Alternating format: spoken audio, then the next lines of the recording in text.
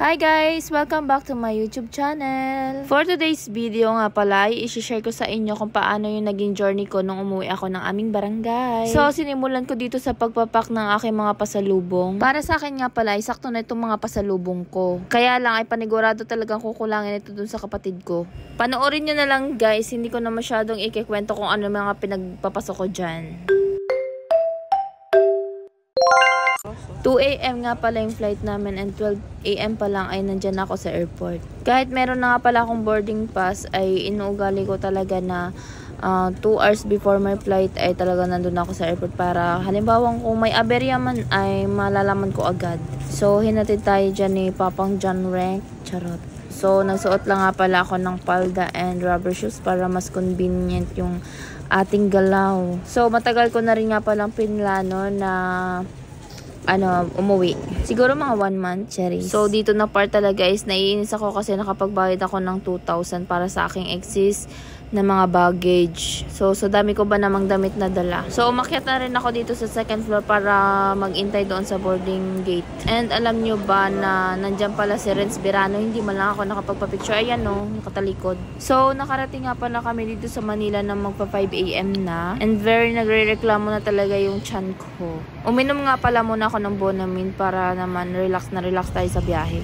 So, maikwento ko na yung pagsisurprise ko kila mama.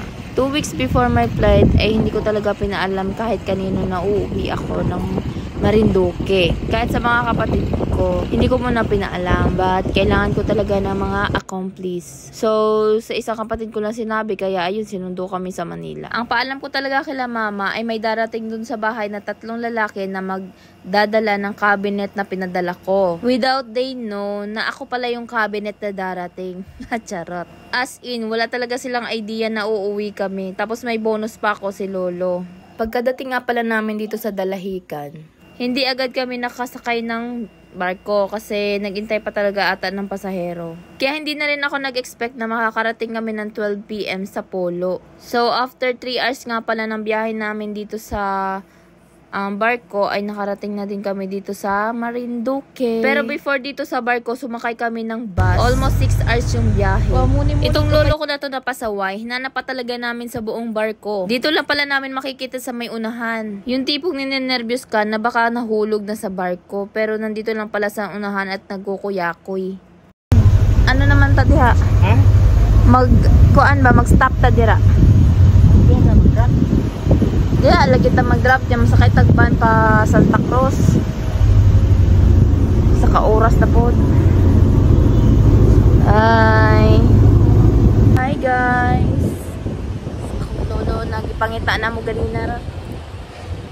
Pag-hi ba? Pag-hi. Kay makita niya ko Jojo ni. Pag-hi. Hindi ko na rin nga pala nakuhaan yung nandun kami sa bar. So after namin sumakay ng barko ay nag-van pala kami. So mga bandang alas 3 na din nga pala kami nakarating dito sa bayan ng Santa Cruz. After ilang minuto ay sumakay na rin kami ng tricycle papuntang Buyabod Pier. Hagardo Versosa, nakaayo yung aking face dire ay.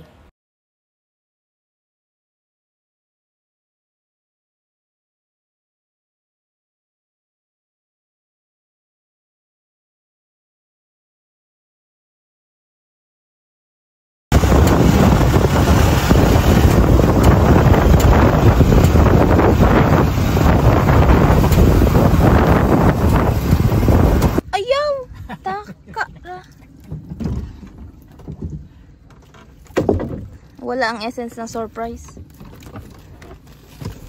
Wala akong nadalang pantalon. Pantalon may ano daw, fitting daw sila.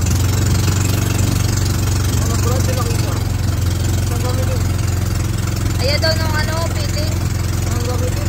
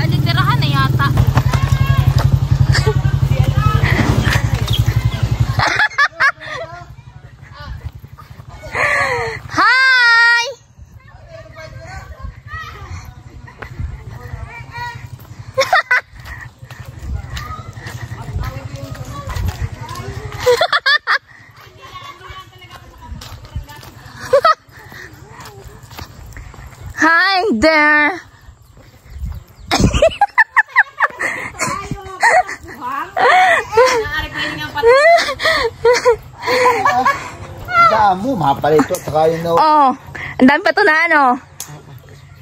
Ari naman din. Hindi. Agnitos yan ay kain takiyan dyan.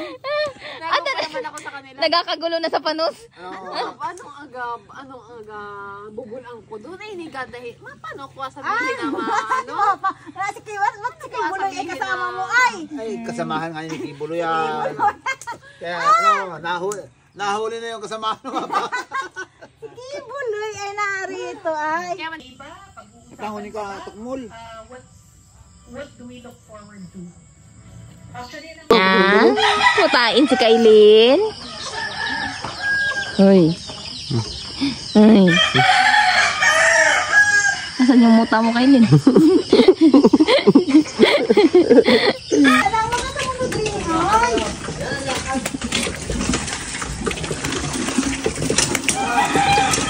Doon. Nakakumiawang na naman yan.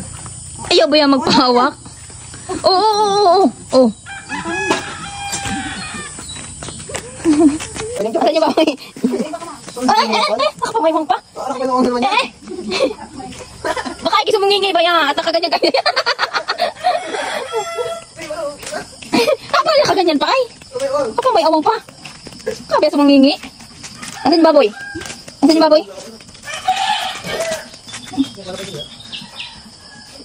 Kumiwang na naman ito ay. Lumaywang eh. Oh, Habibi. Habibi. Habibi. Naakyat. anak na ni ko. Oo. Ko. Naakyat. Yan. Kung talaga, Ayun na may. Baka yun ay magkapalit na. Gawa ng sabi man din ay ano yung.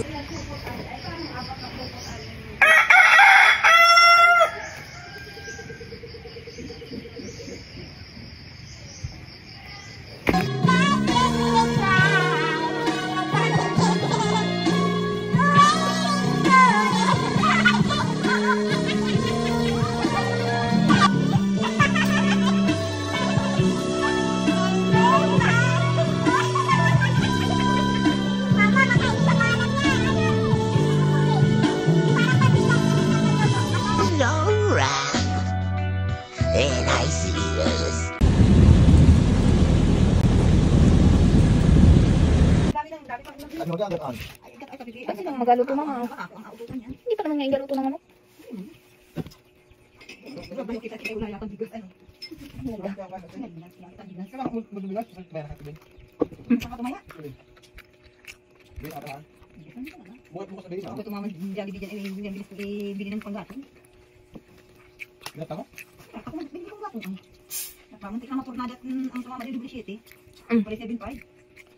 Ikaw pala ang tumaya 7.5. Kaya pala wala na. Ay, sabi ko 7.2 na lang ang.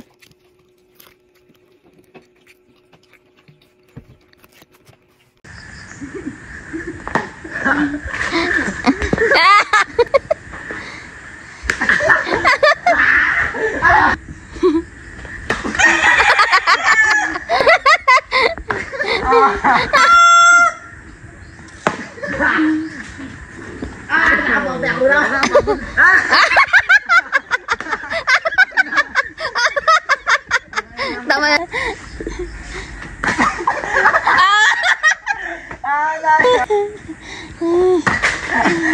Tapi tama. Tama na, tapi bigay na yung chinila sa kanya.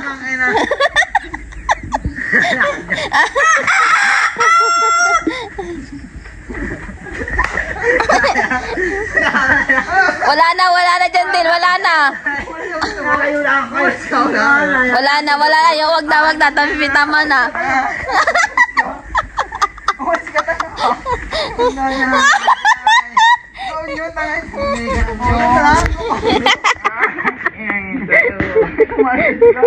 Tama.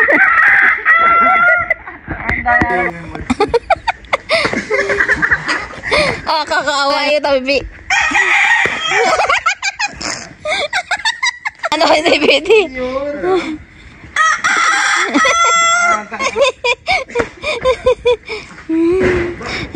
Wala yan, nasa hubungan. Yan pa Tama na to, Pipi, ha? Tama na yan. Ibigay na yung chinelas. Ibigay. Pahinga.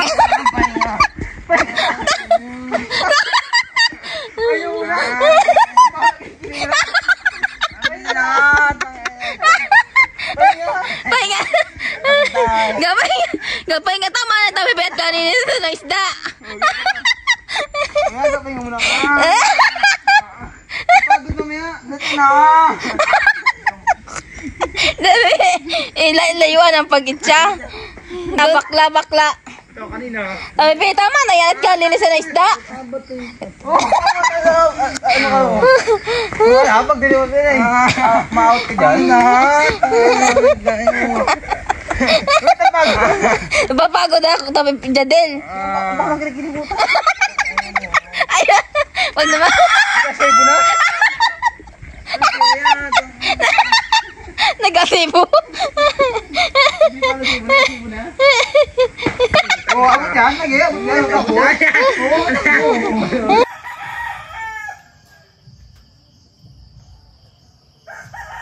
Ito nga pala yung tsura ng loob ng bahay namin before, nung bagong dating kami. As in, lumipat sila mama kahit wala pang flooring. Masyado na daw kasi silang naiinitan doon sa kabilang bahay, yung maliit na bahay namin. Ang merong flooring dyan ay yung kwarto lang, 2 kwarto. So, nag-decide nga pala kami nung kapatid ko na pa-flooringan na lang. Para kahit hindi tiles ay komportable sila mama. So, sa video nga pala, hindi mo masyadong ma-appreciate kasi parang ang liit niyang tingnan. Pero pag sa personal, sobrang laki pala. So, ito yung pinakang sala namin and kusina. Tapos, itong pwesto ko ay terrace. So, habang naghahalo sila dyan ay magluluto naman ako ng pang tanghalian. Ito nga pala yung huli ni Papa sa baklad. Kapag hindi nahunahan si Papa, maraming huli. Paano ikiagta? So, kumuha lang pala si Papa dyan ng isang labor. Pero yan 2 naghahalo na yung kapatid ko yan. Yung isa is binayaran.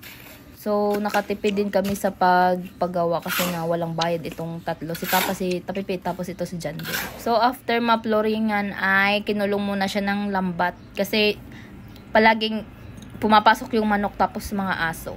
Eh, basa pa ang simento.